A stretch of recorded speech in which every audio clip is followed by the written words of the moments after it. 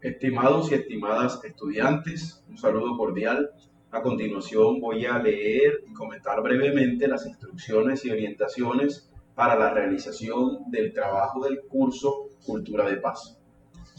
Este trabajo o esta actividad es individual y tiene un peso del 50% sobre la nota total del curso y consiste en la redacción de un ensayo sobre violencia cultural, desde el cual o en el cual ustedes aborden un conflicto desde la perspectiva de la violencia cultural propuesta por Johan Galtung, cuyo documento envío junto con esta grabación.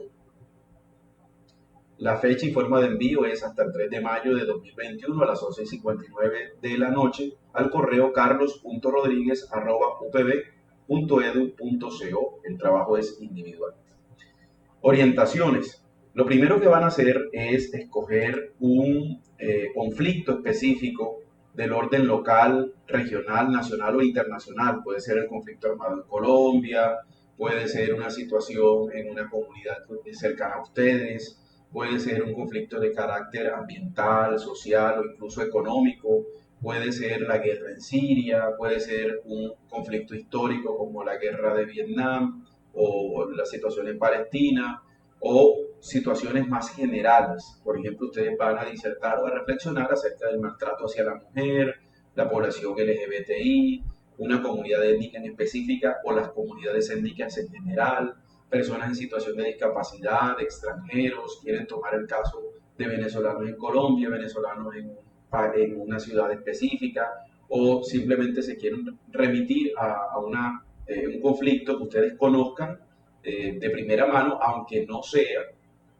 un conflicto de relevancia internacional. Lo importante es que sea un conflicto y donde se puedan identificar los tres tipos de violencia propuestos por Johan Galtung. La violencia directa, que es el acontecimiento en sí, lo que se muestra del conflicto en términos de daños y afectaciones. Una violencia estructural, que es más un proceso que está alimentando esa violencia directa.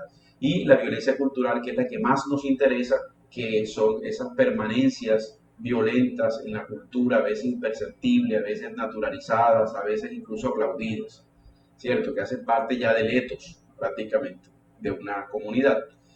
Pero hay un ingrediente principal y es que preferiblemente ese conflicto que ustedes escojan, que puede ser cercano o lejano, debe ser susceptible de una propuesta de construcción de paz por parte de ustedes. Ahora se trata de identificar y de cantar, de detallar, de reflexionar sobre ese conflicto, pero el segundo trabajo del curso va a ser la formulación de una propuesta de construcción de paz. Entonces sería interesante que pudieran tomar un conflicto que a ustedes se les presente cercano y sobre el cual pudieran tener alguna acción, ¿cierto? Intervenir. Y si no, pues sería una simulación, por ejemplo, cómo construir una propuesta de paz en el conflicto armado, por ejemplo, o para beneficiar a una población específica. Lo segundo que deben hacer es realizar un breve análisis de contexto cultural en el que se desarrolla la situación o ese conflicto que ustedes eh, identificaron o escogieron. Entonces van a decir cuándo ha ocurrido o desde cuándo ha ocurrido o cuándo ocurre el acontecimiento o el conflicto, dónde ha ocurrido geográficamente, lo van a ubicar, incluso pueden utilizar un pantallazo de Google Earth o Google Maps, lo colocan como anexo o lo colocan dentro del cuerpo del trabajo. ¿Por qué surgió el conflicto? Las causas que dan origen a ese conflicto, y ustedes comienzan a disertar y con ayuda de la lectura del documento van a identificar si hay unas raíces históricas, culturales, o hay un actor externo que está influenciando que el conflicto se dé y se perpetúe, por ejemplo. Y a quienes involucra el conflicto. Recuerde que en todo conflicto puede haber, en este tipo de conflictos asimétricos, que es lo que primero que se nos viene a la cabeza cuando hay una vulneración de derechos de personas más débiles, como lo plantea Rita Segato, hay una población que es débil en comparación con la que tiene el poder, ¿cierto? Unos tienen el poder de las armas, otros no tienen las armas, entonces hay una asimetría en el poder, en la tenencia de las armas, o en cuanto al conocimiento, patronos que explotan a sus trabajadores porque desconocen, entre otras cosas, su derecho, en fin, o personas que copan un territorio y tienen amigos, entonces a nivel administrativo, a nivel gubernamental, se pueden crear unas leyes o unas condiciones para que uno cope el territorio y, por ejemplo, los campesinos salgan desplazados. Por ejemplo, en el caso de la mujer, con respecto del hombre, tradicional o históricamente se ha concebido que el hombre es más importante que la mujer en la sociedad, entonces puede haber unos conceptos y autoconceptos que demuestran esas asimetrías y que conducen a la caracterización de quienes están allí, ¿verdad?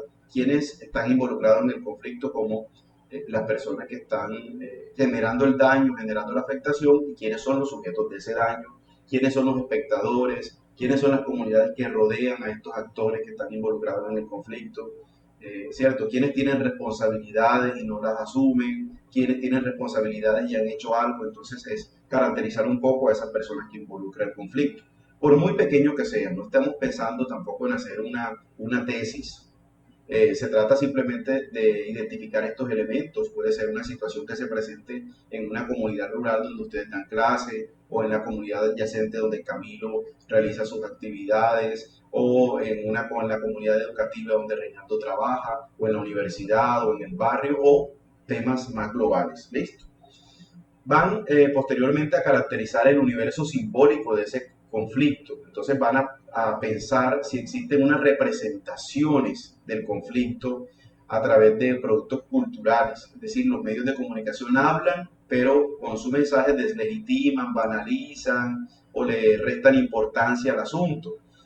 Si hay telenovelas que de pronto están tocando la temática LGBTI o la temática de la mujer o de las comunidades étnicas, y lo que hacen es invisibilizar, o lo que hacen es entorpecer las visiones, o lo que hacen es reafirmar tabúes o estereotipos. Si hay canciones, por ejemplo, que denigran de alguna población o se burlan de alguna población, si hay memes, si hay pósters, si hay películas donde se ha representado de manera inadecuada la situación, historias que se han viralizado que nos parecen cómicas, pero que no nos sentamos a reflexionar a ver si están causando daño o no, relatos que se cuentan, historias donde están implicadas estas personas o estos colectivos.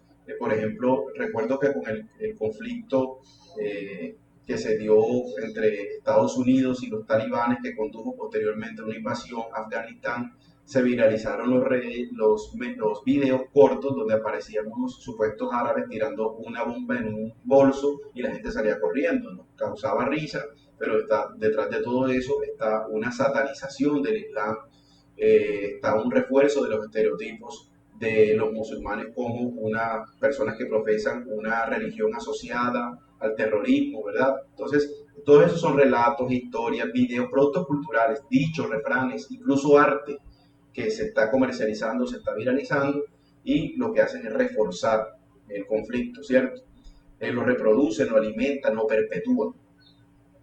De otra manera, también se podría preguntarse en ese universo simbólico si hay aspectos culturales que propician la violencia directa o estructural. Por ejemplo, con respecto de la minimización y la opresión de la mujer, hay aspectos de ciertas culturas patriarcales o machistas que se van reproduciendo constantemente, incluso a través de leyes comunitarias o de normas morales, y bueno, la gente considera eso normal, ¿verdad? Pero ya eso no es una influencia exterior, ya eso es una construcción de la misma comunidad. Entonces hay que preguntarse si hay unos aspectos culturales que propicien esa violencia directa o estructural.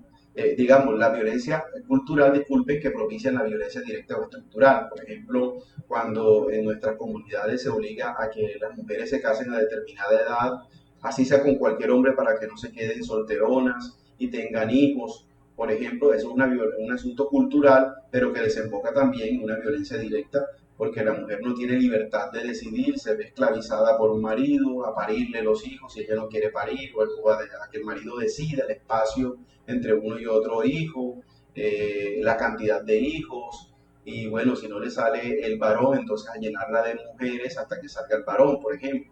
Entonces, esa es una conducta o una concepción moral de una sociedad determinada, donde se piensa que la mujer está en relación directa con la maternidad, no se realiza como mujer sino es madre, y eso conduce a la negación de libertades tan básicas como el decidir casarme o no, tener hijos o no, etcétera, ¿verdad? En otras palabras, hay que identificar si los hay, esos elementos o situaciones dentro de la cultura que propicien que la violencia se haya interiorizado, ¿cierto? Que ya sea tan natural, tan aceptable esas pautas que no sean objeto de cuestionamientos, porque ya eso se interiorizó. O sea, lo consideramos parte de nuestra cultura, como las corralejas. Las corralejas no es más que un espectáculo de barbarie y de violencia contra los animales. El animal hombre y mujer, el animal toro y el animal caballo. Pero se interiorizó y se defiende como parte, un rasgo característico de la cultura caribe colombiana, por ejemplo. Pueden tener, les recuerdo que estos son elementos orientadores para ayudarles a ustedes en su ensayo. Yo creo que es muy bueno que lo tengan en cuenta, igual lo saqué de la lectura de Johan Galton, del texto de Johan Galton. El otro elemento es, ¿puede considerarse como violenta por naturaleza la cultura en la que se desarrolla dicho conflicto? Pues no tendríamos que hacer un análisis histórico, son preguntas orientadoras, ustedes las pueden desechar o las pueden tener en cuenta. Pero es importante que sí recojan los elementos del texto de Johan Galtung para nutrir esa posición que tienen de análisis, la posición o el análisis que realicen de ese conflicto identificado. Otra, identifique suposiciones o verdades que se dan por hechas, estereotipos e imaginarios asociados a minorías o al otra que puedan considerarse como parte de las raíces del conflicto. A ver, ¿por qué violan niñas? Porque las niñas se consideran, son mujeres que se consideran tradicionalmente objeto sexual o mercancía por parte de nosotros los hombres, por ejemplo. Esa es una concepción, un imaginario que hay. La mujer le pertenece al hombre, hay un recorrido histórico, una construcción moral religiosa con respecto de la satanización de la mujer, satanización del cuerpo de la mujer, el uso de la mujer como un botín de guerra, el uso del cuerpo de la mujer como un botín de guerra. Entonces me gustaría que esos elementos lo pudieran integrar, pueden hacer uso de otros documentos que les ayuden a entender ese conflicto y estos elementos que les estoy planteando. Como les digo, no es una tesis, que no es su tesis la que van a desarrollar, pero sí espero que haya algunos elementos que permitan identificar el conflicto más allá de las respuestas a las preguntas qué pasó, cuándo pasó y dónde pasó, y entendamos un poco el por qué, pero desde la perspectiva de la cultura.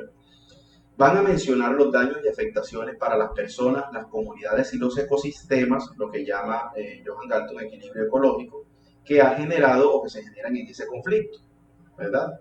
Y para ello pueden tener en cuenta esas necesidades que él simplemente menciona, ¿verdad? Que son supervivencia, bienestar, identidad, representación y libertad. Pueden tomar otras categorías, entiendo que están trabajando en su tesis y en su proyecto de investigación, entonces pueden tomar elementos de allá, no hay ningún problema.